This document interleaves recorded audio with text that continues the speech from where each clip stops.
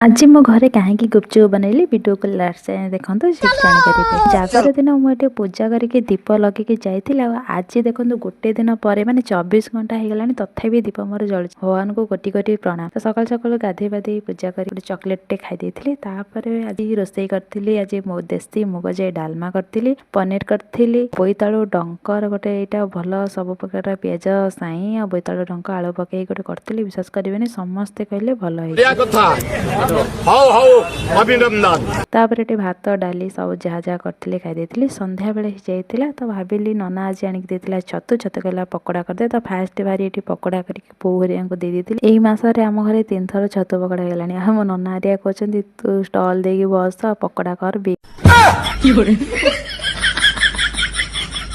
तो तापर ये मो गुपचुप प्रिपरेसन करी गुपचुप आलू सिझे देती सिझे चकटी छाणी जो पकोड़ा छतु पकोड़ा तो ये चिली कर तापर है गुपचुप गोटे गोटे आनिक छाणी देती देखुली देखिया फुलुची कि ना। बहुत दिन है गुपचुप पैकेट ऑर्डर करता खरारे सुखे देकी थोई देती मन नाला करने जेहेतु आज तेल गरम करी छाणुली पकोड़ा तो भाविले से गुपचुप टाक आज छाणीदे। गुपचुप ये छाणी देकी भल भी फुलुला गोटे गोटे मैंने जानी पार नी छाणती केमी तो गोटे गोटे पकईली लगिगला गुपचुप लगी जाऊँ गोटे गोटे फुलिला नहीं कि बढ़िया बड़ बड़ गुपचुप फुलिला। तो जेहेतु एटा खरारे सुखे देते तो गुपचुपटा मैंने भल था जेकोसी जिनस भी आने खरारे फास्ट सुखे देवे तापर गुपचुप कर समस्त को बनईकी दे देलु। जदि मो वीडियो भल लगे प्लीज लाइक शेयर सब्सक्राइब करने जमर भूलें जहाँफल मो वीडियो अपलोड करा मात्रे आपण पाखु पहुँची जाइए। जदि मो वीडियो भल लगे प्लीज सब्सक्राइब करी चैनल को नुआ आसते सब्सक्राइब करी जातु।